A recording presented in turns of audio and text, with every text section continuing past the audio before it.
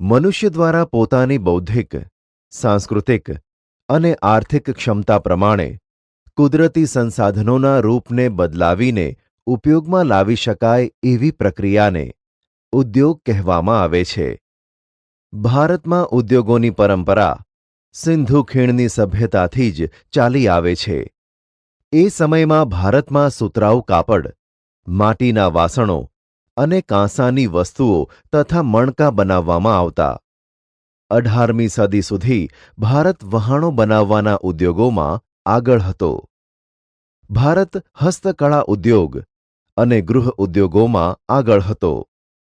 ભારતનું સુતરાઉ કાપડ, મલમલનું કાપડ, ધાતુના વાસણો તથા આભૂષણોની વિદેશમાં ખૂબ જ માંગ રહેતી. યુરોપમાં ઔદ્યોગિક ક્રાંતિની શરૂઆત સાથે અંગ્રેજોએ ભારતમાંથી કાચો માલ, ખાસ કરીને કપાસ લઈ જતા. ત્યાંના કારખાનામાં તૈયાર થયેલો માલ ભારતમાં મોંઘી કિંમતે વેચાય અને ભારતનો આ હસ્ત ઉદ્યોગ પડી ભાંગે એવી નીતિ અપનાવતા. આનાથી ભારતના કાપડ ઉદ્યોગને મોટું નુકસાન થયું તથા ભારતના કસબીઓ અને કારીગરો બેકાર બન્યા. ઉદ્યોગોનું મહત્વ. વિદ્યાર્થી મિત્રો, આજના યુગમાં રાષ્ટ્રોનું અસ્તિત્વ ઉદ્યોગોના વિકાસ પર જ આધારિત છે. આર્થિક વિકાસ તો ઔદ્યોગિક વિકાસ વિના અસંભવ જ થઈ જાય છે. જે દેશો ઔદ્યોગિક દ્રષ્ટિએ જેટલા વધારે વિકાસ પામ્યા છે, તેની અર્થવ્યવસ્થા એટલી જ મજબૂત બની છે. યુએસએ, રશિયા, જાપાન, દક્ષિણ કોરિયા જેવા દેશો પોતાના ઔદ્યોગિક વિકાસના પાયા પર જ સમૃદ્ધ અને વિકસિત રાષ્ટ્રો બન્યા છે. જે દેશોમાં ઉદ્યોગોનો વિકાસ થયો નથી અથવા ઓછો થયો છે, તે કુદરતી સંસાધનોનો ઉપયોગ ઉદ્યોગોના કાચા માલ તરીકે કરી શકતા નથી. તે લોકોએ કુદરતી સંસાધનો ઓછા મૂલ્યે વેચી તે જ કાચા માલની બનેલી વસ્તુઓને ઊંચી કિંમત ચૂકવી વિદેશીઓ પાસેથી ખરીદવી પડે છે. ભારતમાં સમગ્ર રાષ્ટ્રીય ઉત્પાદનમાં ઉત્પાદનના ઉદ્યોગોનો 29% ફાળો છે. બ્રિટિશ શાસનની નીતિએ ભારતના ઔદ્યોગિક ઢાંચાની કમર તોડી નાખી. પરાધીનતા દરમિયાન ભારતમાં આધુનિક પદ્ધતિએ ઉદ્યોગોની સ્થાપના ખાસ ન થઈ શકી. 1853માં ચારકોલ આધારિત પ્રથમ લોહ ગાળણ ઔદ્યોગિક એકમ સ્થાપવામાં આવ્યું, પણ તે નિષ્ફળ રહ્યું. સૌ પ્રથમ સફળ પ્રયત્ન 1854માં સુતરાઉ કાપડ ઉદ્યોગ. તે પછી 1855માં કોલકાતા નજીક રીશરામાં શણનું કારખાનું સ્થપાયું. ત્યારબાદ 1874માં કુલ્ટીમાં કાચું લોખંડ એટલે કે લોહ અયસ્ક બનાવવાનું કારખાનું સ્થાપવામાં આવ્યું, જે કેટલાક વર્ષ પછી બંધ પડ્યું. જે સમય જતાં 1881માં પુનઃ શરૂ થયું. 1907માં જમશેદપુરમાં ટાટા લોખંડ પોલાદની કંપની સ્થાપવાથી ઔદ્યોગિક વિકાસને નવી દિશા પ્રાપ્ત થઈ. ઉદ્યોગોનું વર્ગીકરણ. ઉદ્યોગોને માનવ શ્રમ, માલિકીના ધોરણે તથા કાચા માલના સ્રોતના આધારે કેટલાક જૂથોમાં વહેંચવામાં આવે છે. શ્રમિકોના આધારે ઉદ્યોગોને નાના પાયા પરના અને મોટા પાયા પરના એમ વહેંચી શકાય. જે ઉદ્યોગોમાં વધુ રોજગારી મળે તેને મોટા પાયાના ઉદ્યોગો કહે છે. દાખલા તરીકે સુતરાઉ કાપડ ઉદ્યોગ. વિદ્યાર્થી મિત્રો, જે ઉદ્યોગ કોઈ વિશેષ વ્યક્તિના માલિકીપણા હેઠળ સંચાલનમાં હોય અને આવા ઉદ્યોગોમાં શ્રમિકોની સંખ્યા ઓછી હોય, તેને નાના પાયાના ઉદ્યોગો કહે છે. દાખલા તરીકે ખાંડસરી ઉદ્યોગ. આ ઉપરાંત ઉદ્યોગને ખાનગી, જાહેર, સંયુક્ત તથા સહકારી જૂથોમાં પણ વર્ગીકૃત કરી શકાય. આમ ઘણી રીતે ઉદ્યોગોને વર્ગીકૃત કરી શકાય છે.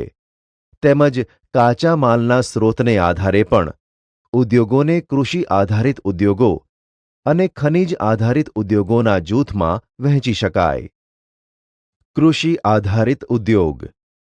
સુતરાઉ કાપડ, શણ, રેશમી કાપડ, ઊની કાપડ, ખાંડ, કાગળ વગેરે કૃષિ આધારિત પ્રવૃત્તિથી પ્રાપ્ત થતા કાચા માલ પર આધારિત ઉદ્યોગ છે. સૌપ્રથમ આપણે સુતરાઉ કાપડ વિશે માહિતી મેળવીએ. સુતરાઉ કાપડ ભારતની ઔદ્યોગિક અર્થવ્યવસ્થામાં વસ્ત્ર ઉદ્યોગનું પ્રમુખ સ્થાન છે. આ ઉદ્યોગ લગભગ 3.5 કરોડ લોકોને રોજગાર આપે છે. દેશમાં સૌથી વધારે રોજગારી પૂરી પાડતો ઉદ્યોગ કાપડ ઉદ્યોગ છે. ચીન પછી સુતરાઉ કાપડની નિકાસમાં ભારત દ્વિતીય સ્થાન ધરાવે છે. ઉત્પાદન અને રોજગારીની દ્રષ્ટિએ આ ઉદ્યોગ દેશનો મુખ્ય ઉદ્યોગ છે. મુંબઈમાં સૌપ્રથમ સુતરાઉ કાપડની મિલ સ્થપાઈ. ત્યારબાદ ગુજરાતમાં અમદાવાદમાં શાહપુર મિલ તથા કેલિકો મિલ સ્થપાઈ. સુતરાઉ કાપડની મિલો શરૂઆતના વર્ષોમાં મુંબઈ અને અમદાવાદ ખાતે સ્થપાઈ. સસ્તો કપાસ, શ્રમિકોની ઉપલબ્ધિ, પરિવહન સુવિધા, નિકાસ માટેના બંદરો તથા બજાર ક્ષેત્રની અનુકૂળતાના કારણે અહીં સુતરાઉ કાપડની મિલો સ્થપાઈ. આજે તો સુતરાઉ કાપડની મિલો દેશના લગભગ 100 નગરોમાં આવેલી છે. વર્તમાન સમયમાં મુંબઈ, અમદાવાદ, ભિવંડી સોલાપુર, કોલ્હાપુર, નાગપુર, ઇન્દોર અને ઉજ્જૈન સુતરાઉ કાપડ ઉદ્યોગના મુખ્ય અને પરંપરાગત કેન્દ્રો છે. મહારાષ્ટ્રના મુંબઈમાં વધુ સુતરાઉ કાપડની મિલો છે, જેથી તેને સુતરાઉ કાપડનું વિશ્વ મહાનગર કોટનોપોલિસ ઓફ ઇન્ડિયા કહે છે. આ ઉપરાંત પુણે, કોલ્હાપુર, ઔરંગાબાદ, જલગાંવ જેવા શહેરોમાં પણ આ ઉદ્યોગ સ્થપાયો છે. ગુજરાતમાં અમદાવાદને પૂર્વનું માન્ચેસ્ટર તથા ડેનિમ સિટી ઓફ ઇન્ડિયા પણ કહે છે. આ ઉપરાંત વડોદરા, કલોલ, ભરૂચ, સુરત, પોરબંદર, ભાવનગર, રાજકોટ વગેરે શહેરોનો પણ સમાવેશ થાય છે. તમિલનાડુમાં કોઇમ્બતુર મુખ્ય કેન્દ્ર છે. ચેન્નઈ અને મદુરાઈ વગેરે કેન્દ્રોનો સમાવેશ થાય છે. ઉત્તર પ્રદેશમાં કાનપુર, ઇટાવા, આગ્રા, લખનઉ વગેરે મુખ્ય કેન્દ્રો છે. મધ્યપ્રદેશમાં ઇન્દોર, ગ્વાલિયર, ઉજ્જૈન અને દેવાસ આ ઉદ્યોગોના મુખ્ય કેન્દ્રો છે. પશ્ચિમ બંગાળમાં કોલકાતા, હાવડા, મુર્શિદાબાદ વગેરે મુખ્ય કેન્દ્રો છે. રાજસ્થાન, પંજાબ, હરિયાણા વગેરે રાજ્યોમાં પણ સુતરાઉ કાપડનો ઉદ્યોગ વિકસ્યો છે. આ ઉદ્યોગના વિકેન્દ્રીકરણમાં નોંધપાત્ર યોગદાન કરનારા પરિબળોમાં વ્યાપક બજાર ક્ષેત્ર, પરિવહન, બેંક તથા વિદ્યુતની સુવિધા છે. આજે કાપડ ઉદ્યોગ ઉત્તમ પ્રકારના કપાસની અછત, જૂના યંત્રોનો વપરાશ, અનિયમિત વિદ્યુત પુરવઠો, કૃત્રિમ રેશાના કાપડની સ્પર્ધા તથા વૈશ્વિક બજારમાં તીવ્ર સ્પર્ધાની સમસ્યાનો સામનો કરી રહ્યો છે. Bharat, Russia, United Kingdom, USA, Sudan, Nepal, Australia, France ઉપરાંત દક્ષિણ આફ્રિકા દેશોમાં સુતરાઉ કાપડની નિકાસ કરે છે. શણના કાપડનો ઉદ્યોગ. શણ એ બીજા ક્રમે આવતો ભારતનો મુખ્ય ઉદ્યોગ છે. શણ અને શણથી બનેલી ચીજવસ્તુઓના ઉત્પાદનમાં ભારતનું સ્થાન પ્રથમ છે. શણના નિકાસમાં બાંગ્લાદેશ પછી વિશ્વમાં બીજો ક્રમ ભારતનો છે. દેશના શણના કુલ ઉત્પાદનમાં બંગાળ લગભગ 80%, આંધ્રપ્રદેશ લગભગ 10% અને બાકીનું બિહાર, ઉત્તર પ્રદેશ, મધ્યપ્રદેશ, ઓરિસ્સા, અસમ, ત્રિપુરામાં શણનું ઉત્પાદન થાય છે. શણને સંશોધિત કરવા પુષ્કળ પાણીની જરૂર પડે છે. તેથી મોટા ભાગની મિલો હુગલી નદીના કિનારે આવેલી છે. સસ્તો માનવશ્રમ, બેંક અને વીમા સુવિધા, નિકાસ માટે બંદરોની સગવડના કારણે પશ્ચિમ બંગાળમાં આ ઉદ્યોગ કેન્દ્રિત થયો છે.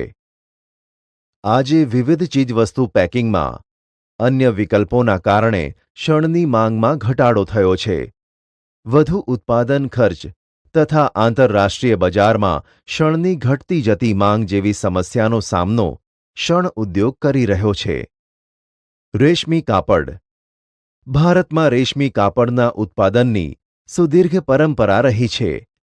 ચીન પછી રેશમ ઉત્પાદન કરતો દ્વિતીય ક્રમ ધરાવતો દેશ ભારત છે. ભારતમાં 4 પ્રકારના રેશમનું ઉત્પાદન થાય છે: શેતુર, ઈરી, ટસર તથા મૂગા. વર્તમાન સમયમાં ભારતમાં 300 જેટલી રેશમી કાપડ વણવાની મિલો આવેલી છે. કર્ણાટક, મધ્યપ્રદેશ, પશ્ચિમ બંગાળ, તમિલનાડુ, પંજાબ, જમ્મુ કાશ્મીર કાચું રેશમ તૈયાર કરનારા મુખ્ય રાજ્યો છે. રેશમી વસ્તુની નિકાસ યુરોપ, આફ્રિકા, મધ્ય પૂર્વના દેશોમાં મોટે ભાગે થાય છે. આ ઉપરાંત Germany, Singapore, USA, Kuwait, Malaysia અને રશિયા વગેરે દેશોમાં પણ નિકાસ થાય છે. આંતરરાષ્ટ્રીય બજારમાં ભારતીય રેશમને ચીનની તીવ્ર સ્પર્ધાનો અનુભવ કરવો પડે છે. ઊની કાપડ ઉદ્યોગ.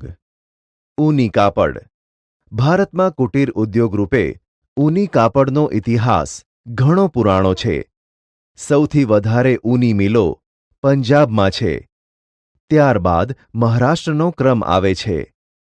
ઉત્તર પ્રદેશમાં પણ ઊની મિલો છે.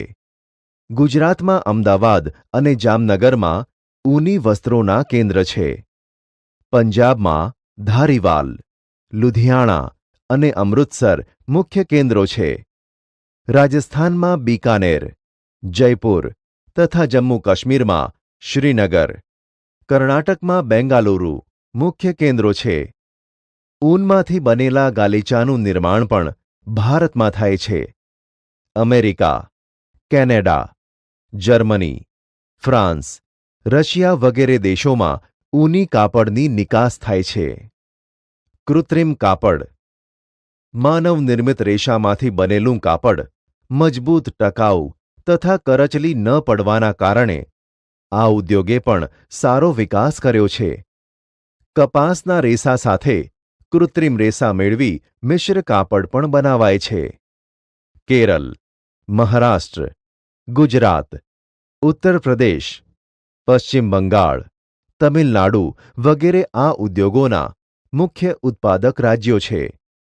સુરત, વડોદરા, કાનપુર, મુંબઈ, અમદાવાદ, કોલકાતા, ચેન્નઈ, મોદીનગર વગેરે પણ ઉલ્લેખનીય કેન્દ્રો છે. ખાંડ ઉદ્યોગ. શેરડીના રસમાંથી ગોળ બનાવવાનો ઉદ્યોગ ભારતમાં ઘણો જ પ્રાચીન છે. ખેતી પર આધારિત ઉદ્યોગમાં કાપડ પછી બીજું સ્થાન ભારતમાં ખાંડ ઉદ્યોગનું છે. શેરડીમાં રહેલી પાણીની માત્રા ઓછી ન થઈ જાય તે માટે શેરડી વાઢ્યા પછી 24 કલાકમાં તેનું પિલાણ કરવું જરૂરી છે. નહીં તો તેમાંથી સમયાંતરે ખાંડનું ઉત્પાદન ઘટી જાય છે. તેથી ખાંડ તથા ખાંડસરીના કારખાના તેના ઉત્પાદન ક્ષેત્રોની નજીકના સ્થળોએ જ સ્થાપવામાં આવે છે. મહારાષ્ટ્ર, ઉત્તર પ્રદેશ, તમિલનાડુ, કર્ણાટક, આંધ્રપ્રદેશ, ગુજરાત વગેરે રાજ્યોમાં ખાંડના કારખાના છે. ગુજરાતમાં બારડોલી, ગણદેવી, સુરત, નવસારી, ઓલપાડ, વ્યારા, ભરૂચ, કોડીનાર તથા તલાળા ગીર વગેરે સ્થળોએ આ ઉદ્યોગ સ્થપાયો છે. કાગળ ઉદ્યોગ. પોચું લાકડું, વાંસ, ઘાસ, શેરડીના કૂચા વગેરેમાંથી કાગળ બનાવવામાં આવે છે. આંધ્રપ્રદેશ, મહારાષ્ટ્ર, પશ્ચિમ બંગાળ, ઓડિશા, કર્ણાટક, ગુજરાત, મધ્યપ્રદેશ, છત્તીસગઢ, તમિલનાડુ, હરિયાણા વગેરે રાજ્યોમાં તેનું ઉત્પાદન થાય છે. ગુજરાતમાં અમદાવાદ, રાજકોટ, સુરત, વાપી, વલસાડ, વડોદરા વગેરેમાં આ ઉદ્યોગ વિકસ્યો છે. ખનિજ પર આધારિત ઉદ્યોગો. જે ઉદ્યોગોમાં કાચા માલ તરીકે ખનિજો વપરાય છે તેને ખનિજ આધારિત ઉદ્યોગ કહે છે. લોખંડ અને પોલાદ ઉદ્યોગ, એલ્યુમિનિયમ, તાંબુ, રસાયણ ઉદ્યોગ, ખાતર ઉદ્યોગ, સિમેન્ટ ઉદ્યોગ, પરિવહનના ઉપકરણો તથા ઇલેક્ટ્રોનિક ઉદ્યોગનો સમાવેશ ખનિજ આધારિત ઉદ્યોગમાં થાય છે. લોખંડ અને પોલાદ ઉદ્યોગ. લોખંડ અને પોલાદ ઉદ્યોગ આધુનિક, ઔદ્યોગિક અને આર્થિક વિકાસની ધરી સમાન છે. તેના ઉત્પાદનોથી જ અન્ય ઉદ્યોગોના યંત્રો અને અન્ય સંરચનાનું નિર્માણ થાય છે. આ ઉદ્યોગને ચાવીરૂપ ઉદ્યોગ પણ ગણી શકાય. ભારતમાં લોખંડ બનાવવાની પ્રક્રિયા ઘણી પ્રાચીન છે. દમાસ્કસમાં તલવાર બનાવવા માટે લોખંડની આયાત ભારતમાંથી કરવામાં આવતી. ભારતમાં આધુનિક રીતે લોખંડ બનાવવાનું પ્રથમ કારખાનું તમિલનાડુના પોર્ટો નોવામાં સ્થપાયું, પણ કેટલાક કારણોસર તે બંધ થઈ ગયું. પશ્ચિમ બંગાળમાં કુલ્ટી ખાતે કાચા લોખંડનું સફળ ઉત્પાદન થયું.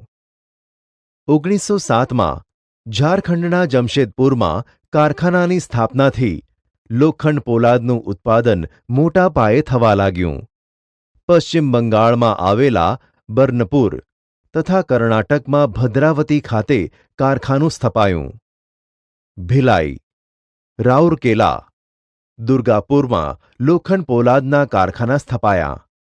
બોકારો, વિશાખાપટ્ટનમ અને સેલમમાં પણ આધુનિક અને મોટા કારખાના સ્થાપવામાં આવ્યા.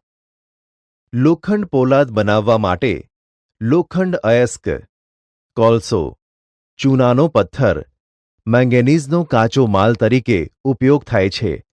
ગુજરાતમાં હજીરા પાસે મિની સ્ટીલ પ્લાન્ટ પ્રસ્થાપિત થયો છે. ટાટા સિવાયના લોખંડ પોલાદનો કારખાનાનો વહીવટ steel authority of India limited એટલે કે સેલને સોંપવામાં આવ્યો છે. લોખંડ પોલાદના ઉત્પાદનમાં વિશ્વમાં ભારતનું સ્થાન 5મું છે. એલ્યુમિનિયમ ગાળણ. લોખંડ પોલાદ પછી બીજો મહત્વપૂર્ણ ધાતુ ઉદ્યોગ એલ્યુમિનિયમ ગાળવાનો છે. આ ધાતુ વજનમાં હલકી, મજબૂતાઈ, ટીપાઉપણું, વિદ્યુત સુવાહકતા અને કાટ ન ચડે તેવા વિશિષ્ટ ગુણ ધરાવે છે. બોક્સાઇટ એ એલ્યુમિનિયમની કાચી ધાતુ છે. એલ્યુમિનિયમ સાથે બીજી મિશ્ર ધાતુઓ ભેળવી મોટર, રેલવે, હવાઈ જહાજ અને યાંત્રિક સાધન બનાવવામાં ઉપયોગી છે. એલ્યુમિનિયમના ઉત્પાદનમાં 40થી 50% ખર્ચ વિદ્યુતમાં જાય છે.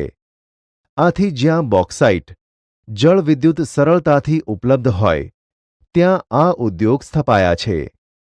ઓડિશા, પશ્ચિમ બંગાળ, કેરળ, ઉત્તર પ્રદેશ, છત્તીસગઢ, મહારાષ્ટ્ર અને તમિલનાડુમાં એલ્યુમિનિયમનું ઉત્પાદન કરતા કારખાના સ્થપાયા છે. વિદ્યાર્થી મિત્રો, હવે આપણે તાંબુ ગાળણ વિશે માહિતી મેળવીએ. તાંબુ ગાળણ વિદ્યુત સુવાહકતા તથા બીજી ધાતુઓ સાથે સરળતાથી ભળવાના ગુણને લીધે તાંબાનો ઉપયોગ વધ્યો છે. વિદ્યુત ઉદ્યોગ, refrigerator, air conditioner, automobile, radiator, ઘર વપરાશના વાસણો વગેરે સાધનોમાં તાંબુ ઉપયોગી છે. ભારતમાં સૌપ્રથમ તાંબા ગાળણ ઉદ્યોગનો એકમ ભારતીય તાંબા નિગમ એટલે કે આઈસીસી દ્વારા ઝારખંડમાં ઘાટશિલા પાસે પ્રસ્થાપિત કરવામાં આવ્યો. 1972માં ભારતીય તાંબા નિગમને હિન્દુસ્તાન કોપર લિમિટેડ એટલે કે HCL અંતર્ગત હસ્તાંતરણ કરવામાં આવ્યું. આજે હિન્દુસ્તાન કોપર લિમિટેડ ઉપરાંત ખાનગી ક્ષેત્રોમાં પણ તાંબાનું ઉત્પાદન કરવામાં આવે છે. તેમ છતાં ભારતમાં પોતાની જરૂરિયાતનું ઉત્પાદન ન થતું હોવાથી વિદેશમાંથી આયાત કરવું પડે છે. હવે આપણે રસાયણ ઉદ્યોગ વિશે માહિતી મેળવીએ. રસાયણ ઉદ્યોગ. રસાયણ ઉદ્યોગના ઉત્પાદનમાં ભારતનું સ્થાન મહત્વનું છે. રસાયણો બે પ્રકારના છે, કાર્બનિક રસાયણો અને અકાર્બનિક રસાયણો. કાર્બનિક રસાયણ ઉદ્યોગના સંદર્ભે પેટ્રો રસાયણ એટલે કે પેટ્રોકેમિકલ્સ મુખ્ય છે. તેનો ઉપયોગ કૃત્રિમ રેસા, કૃત્રિમ રબર, પ્લાસ્ટિકની વસ્તુઓ, રંગ, રસાયણ તથા દવાઓમાં થાય છે. કાર્બનિક રસાયણ ઉદ્યોગ ખનિજ તેલ રિફાઇનરીઓ તથા પેટ્રોકેમિકલ્સ કેન્દ્રોની નજીક જોવા મળે છે. આ કાર્બનિક રસાયણ ઉદ્યોગના સંદર્ભે ગંધકનો તેજાબ, નાઇટ્રિક એસિડ, ક્ષારીય સામગ્રી, soda ash, caustic soda, chlorine વગેરેમાં થાય છે. જંતુનાશક દવાઓના ઉત્પાદનમાં વિકાસશીલ દેશોમાં ભારતનું સ્થાન મહત્વનું છે. રસાયણ ઉદ્યોગોમાં ગુજરાતનું સ્થાન દેશભરમાં સર્વોપરી છે. અમદાવાદ, વડોદરા, અંકલેશ્વર, ભરૂચ વગેરે રસાયણ ઉદ્યોગના મુખ્ય કેન્દ્રો છે. રાસાયણિક ખાતર ઉદ્યોગ દેશનું સૌપ્રથમ રાસાયણિક ખાતરનું કારખાનું 1906માં તમિલનાડુમાં આવેલા રાનીપેટ ખાતે સ્થપાયું હતું. આ ઉદ્યોગનો વિકાસ ફર્ટિલાઇઝર કોર્પોરેશન ઓફ ઇન્ડિયા દ્વારા પ્રસ્થાપિત બિહારના સિંદરી ખાતેથી થયો. ગુજરાત, તમિલનાડુ, ઉત્તર પ્રદેશ, પંજાબ અને કેરળમાં ખાતર ઉદ્યોગ કેન્દ્રિત થયેલ છે. ગુજરાતમાં કલોલ, કંડલા, હજીરા, ભરૂચ, વડોદરા વગેરે સ્થળોએ રાસાયણિક ખાતરના કારખાના આવેલા છે. ચાલો હવે આપણે પ્લાસ્ટિક ઉદ્યોગ વિશે માહિતી મેળવીએ. પ્લાસ્ટિક ઉદ્યોગ પ્લાસ્ટિક ઉદ્યોગને સનરાઇઝ ઇન્ડસ્ટ્રી પણ કહે છે. દેશમાં દર વર્ષે ઉત્તરોત્તર પ્લાસ્ટિકની કાચા માલની માંગમાં વધારો થાય છે. વોટરપ્રૂફિંગ તથા બીબામાં ઢાળી શકાય તેવા ગુણના કારણે પેકિંગ રસાયણોના સંચયન, ટેક્સટાઇલ, મકાન બાંધકામ, વાહન નિર્માણ, ઇલેક્ટ્રોનિક્સ વગેરેમાં તેનો ઉપયોગ થાય છે. દિલ્હી, મુંબઈ, કોલકાતા, બેંગાલુરુ, વડોદરા, વાપી, કાનપુર, કોઇમ્બતુર અને ચેન્નઈ પ્લાસ્ટિક ઉત્પાદનના મહત્વના કેન્દ્રો છે. વિદ્યાર્થી મિત્રો, હવે આપણે સિમેન્ટ ઉદ્યોગ વિશે માહિતી મેળવીએ. સિમેન્ટ ઉદ્યોગ મકાન બાંધકામ, સડકો, બંધો વગેરેના નિર્માણ કાર્ય માટે સિમેન્ટ અનિવાર્ય બને છે. ચીન પછી સિમેન્ટ ઉત્પાદનમાં વિશ્વમાં ભારતનો ક્રમ બીજો છે. તે વિશ્વના આશરે 6% ઉત્પાદન કરતો દેશ બન્યો છે. ચૂના પથ્થર, કોલસો, ચિરોડી, બોક્સાઇટ, ચીકણી માટી વગેરે સિમેન્ટ બનાવવાનો કાચો માલ છે. વિદ્યાર્થી મિત્રો, કાચો માલ અને ઉત્પાદનો વજનમાં ભારે હોવાથી સિમેન્ટના કારખાના જ્યાં કાચો માલ વધુ પ્રમાણમાં ઉપલબ્ધ છે ત્યાં સ્થપાયા છે. ગુજરાતમાં આ ઉદ્યોગનો સારો એવો વિકાસ થયો છે. પરિવહન ઉપકરણ ઉદ્યોગ મુસાફરી માટેના અનેક વાહનો આપે જોયા હશે. અગાઉ પશુ દ્વારા ખેંચાતા વાહનો હતા, જેની ગતિ ધીમી હતી. આજે આધુનિક યુગમાં રસ્તાઓના વિકાસ સાથે ઝડપી ગતિવાળા વાહનો ક્રમશઃ વપરાશમાં આવ્યા છે. આ વાહનોનું નિર્માણ કરતા ઉદ્યોગને પરિવહન ઉદ્યોગ કહે છે. રેલવે ભારતમાં મુસાફરી માટે રેલવે સેવાની કામગીરી પ્રશંસનીય છે. રેલવે પોતાની જરૂરિયાતના ઉપકરણો જેવા કે રેલવે એન્જિન, મુસાફરોના ડબ્બા, માલગાડીના ડબ્બા વગેરે ખુદ તૈયાર કરે છે. ઉપરાંત ખાનગી ધોરણે પણ ઉત્પાદન થાય છે. રેલવે એન્જિન 3 પ્રકારના છે: વરાળ, ડીઝલ અને વિદ્યુત. વર્તમાન સમયમાં વરાળથી ચાલતા એન્જિનો હવે પ્રવાસન હેતુથી ચલાવાતી હેરિટેજ રેલવેમાં જ ઉપયોગમાં લેવાય છે. ડીઝલ તથા વિદ્યુત એન્જિનોનું ઉત્પાદન પશ્ચિમ બંગાળના મિહિજામમાં ચિત્તરંજન લોકોમોટિવ વર્ક્સ, વારાણસીમાં ડીઝલ લોકોમોટિવ વર્ક્સમાં તથા જમશેદપુર ટાટા લોકોમોટિવ વર્ક્સમાં થાય છે. મુસાફરો માટેના ડબ્બા પેરામ્બૂર, બેંગાલુરુ, કપૂરથલા અને કોલકાતામાં બને છે. આ ઉપરાંત રેલવેના પાટા, એન્જિન પાર્ટ્સ, વ્હીલ વગેરેના કારખાના પણ છે. આપણે રેલવેના એન્જિનો તથા બીજા ઉત્પાદનોની વિદેશમાં નિકાસ પણ કરીએ છીએ. વિદ્યાર્થી મિત્રો, હવે આપણે સડક વાહનો વિશે માહિતી મેળવીએ. સડક વાહનો. સ્વતંત્રતા પહેલાં આપણે વિદેશથી આયાત કરેલા ગાડીના ભાગોને જોડીને ગાડીઓ બનાવતા હતા. હવે તો ટ્રક, બસ, કાર, મોટરસાયકલ, સ્કૂટર તથા સાયકલ બનાવવાના કારખાના દેશમાં જ સ્થપાયા છે. સડક વાહનોનું ઉત્પાદન મોટે ભાગે ખાનગી ધોરણે થાય છે. વિશ્વમાં વ્યાવસાયિક વાહનોના ઉત્પાદનમાં ભારતનું સ્થાન 5મું છે. આજે ભારતમાં તૈયાર થતા વાહનો તથા તેના જુદા જુદા ભાગોની વિદેશમાં પણ નિકાસ કરવામાં આવે છે. ટ્રેક્ટર તથા સાયકલનું પણ મોટા પ્રમાણમાં ઉત્પાદન થાય છે, જેની નિકાસ આપણે વિદેશમાં કરીએ છીએ. જહાજ બાંધકામ.